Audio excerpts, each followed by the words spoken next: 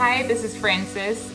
So today in this video, I'll tell you a little bit about my recent trip to the Dominican Republic. I was there for about 3-4 days and how I was able to stay on track with my eating, getting movement in, and also still come back and lose some pounds after eating all that good food while I was there. So I'll share 10 tips that worked for me while I was traveling to stay on track and make sure I got my protein in. The first thing is we ate out every single day that we were there, multiple times per day while we were there, but still felt like I didn't feel like I was being bad or eating poorly. Like I feel like I was able to have balanced meals, which was really good. The first thing was we sort of planned out where we were gonna eat in advance. That's not always easy to do because sometimes you want to just walk around and feel what you feel and then make your decisions that way. We planned everything beforehand. So whenever there's a restaurant we were going to, we would try to find the menu if it was online. And if the menu was online, I can already start thinking about, okay, what are the options that are really protein heavy? Maybe I'll have this, maybe I'll have that. Even if it's 2 or 3 options,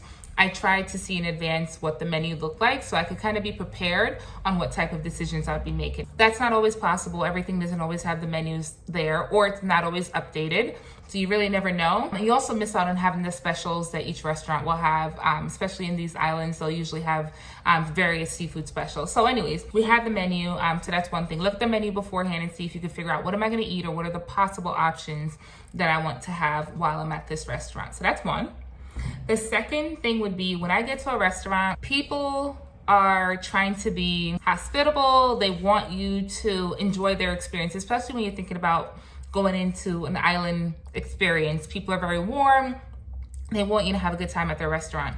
So I always ordered water. Now my intention was not to have water before I ate, but I would order water because it cuts out the questions. They're asking you if you want something to drink and you're like, no, I don't want water. No, I don't want a liquid alcoholic drink.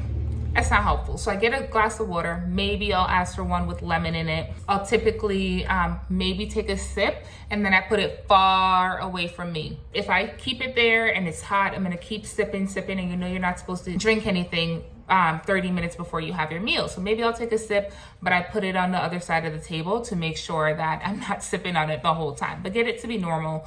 Because then they're like, are you sure you don't want something to drink? And it's like, yes, you don't want to have to say why you can't have something to drink. So that's what I do. The third thing is when it comes to food options. So one thing is I would lean more on the heavy side of protein. So make sure that your meals are very protein heavy. That was one of my goals while I was there, ordering things that were very protein heavy. So fish, chicken, shrimp, scallops, if they have it on the menu. I ate a lot of fish while I was there. Definitely try to have your protein options as a front runner. So even when things came out, if it was like fish and broccoli, I focused on the fish and I would get full on that and I could worry about the veggies later. My focus was really the protein. Another thing to think about, the next tip is we did a couple different things. Sometimes I would order an appetizer and I'd barely be able to finish an appetizer. So that's an option, is looking at the appetizers, or decide to split something. So a lot of these places, the portions are so huge. I'm only eating 4 ounces of food. So in a lot of cases, I could either be okay on an appetizer or I would just split something with Ricardo. So it really just depends. And in some cases, I did order my very own meal, but we didn't have a microwave. And a lot of places you go to, you might not have a microwave to reheat that food. And honestly, if I'm traveling, I don't want to have that leftover food. So I usually split something or I'll get an appetizer. And in some cases, I'll get something. And if I get back to it later, great. If not, I don't worry too much about it, but I would definitely say if you can, lean on the appetizers or try to split something with the person you're with. And the other thing is I ask for a lot of things on the side. So a lot of these places are very heavy with creams and sauces, and there's a lot of calories there. So in a lot of cases, I was just like, can I have this on the side? Can you put the sauce on the side? And then you get to choose how much you want to put on your food. And in a lot of situations, I got fish and they had this like honey vinaigrette sauce that they put on the side. The fish didn't even need that. So in a lot of cases, you really don't even need that. It's like that extra push. So I would just say, if there's a sauce, if there's a cream, get it on the side. You do not need to have that on the food, and it's gonna cut down on the calories. So that's that. The other thing is ask for a box early. In a lot of these places, they ask if everything's okay. There was the first night I was there, I forgot to ask for a box early. I typically ask for it as soon as my food comes out. I'll be like, oh, can I please have a box? And then I'll just pack it away and no one will know. The first night I forgot to ask for a box. And the waitress was like, very nice, very lovely. Oh, is everything okay? I was like, yeah, it's fine. It's delicious. I just can't finish it right now. And they're like, oh, if you want something else, we can get something else for you.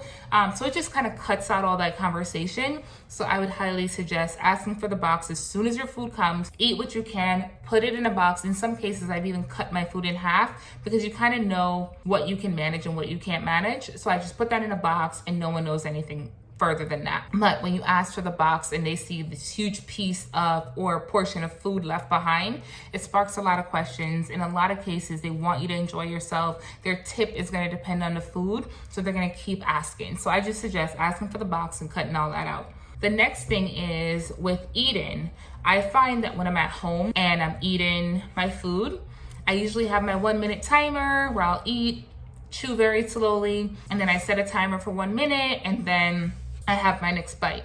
When you're out and you're conversating and the food is good and you hear music, you're not remembering to count how many times you're chewing. You're not remembering to pause in between bites to actually make sure that you're not filling your pouch too quickly. So I found that it was really hard for me, and in a lot of cases I was eating too quickly and then I wouldn't feel very well. So what I started doing was setting a 1 minute timer, silent timer. No one's trying to bring attention to the table while you're eating. So I usually set a 1 minute silent timer that would just go off. So I would have a bite, I'd set the 1 minute timer, let that go off, then have my second bite. And that's really helpful to me because I'm talking, I'm enjoying the food, I'm not paying attention to how quickly I'm eating. And you do not want to have a situation where you're out in public and you're not feeling well. So set that silent 1 minute timer, and that really helps you track what's going in and making sure that you're not eating too quickly or overeating. So that was really helpful.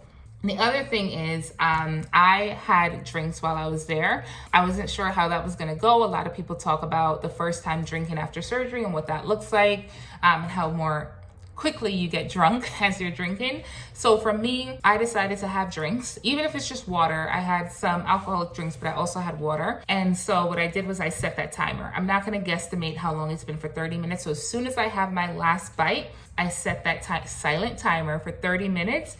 And then when it's like 5 minutes to the 30-minute mark, I'll order a drink, or I'll just indulge in my water when that timer is up. But in most cases, I ordered a drink and it was fine. Like, I tried to stay away from things that were too sugary, but I definitely had a drink and I felt okay with that. And I made sure that that timer went off before I started to take a sip of water or before I started to indulge in an alcoholic drink. And the thing is with that, you don't need much. You have one, you've kind of scratched the itch, and then you're good to go and you move on from there. The other thing that I would say is I don't currently in my process count calories. I'm more, of course, I'm not just eating crazy, but I'm more focused on weighing my food. So when I'm at home, I do 4 ounces and I don't go above that at all. And I've gotten pretty good at like measuring. So while you're there, focus on getting your protein in. Don't focus on calories. Of course, if it's a burger, that's a different conversation. But if you're having fish, you're having shrimp, you're focusing on your protein, you're not getting something fried, don't focus on the calories or sweat them. Just make the healthier options of like something grilled. If you're getting something with a sauce, get it on the side. Just really focus on that, I would say, and the quantity that you're putting in and making sure that you're not eating too fast or eating too much, and not so much the calories. That's what I would say is the biggest thing, not sweating the calories. And the last thing is I had some amazing people who the times when I didn't ask for a box early, or they're asking me if I want something to drink and I'm like, no, thank you. And they were so lovely or really took care of us.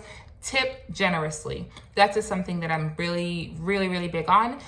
So when they were really kind and catering to us and not being awkward about the situation while you're at the restaurant, I tip really generously. There's even times when the waiter, I'll give, a little something on the side, but then I'll add the tip to the check as well. So something that's personally gonna go to that person that went above and beyond, and then whatever is gonna be going into that check to make sure, I don't know if that's gonna be split up later. So if someone went above and beyond, I tip generously, especially if I'm not having a full meal and I got an appetizer or something. That money that I would spend on an appetizer, I put that towards a tip. People aren't always nice, they're not always kind. So for me, I'd rather go above and beyond for that person tip wise that it's done the same for me. So those are my 10 tips that I would share with you. Check the menu beforehand, order water, but keep it far away to seem normal, and then order apps or share something with your partner as well. Protein heavy meals That's a really big one. Don't worry about the veggies, just get the protein in. Order the sauces and creams on the side.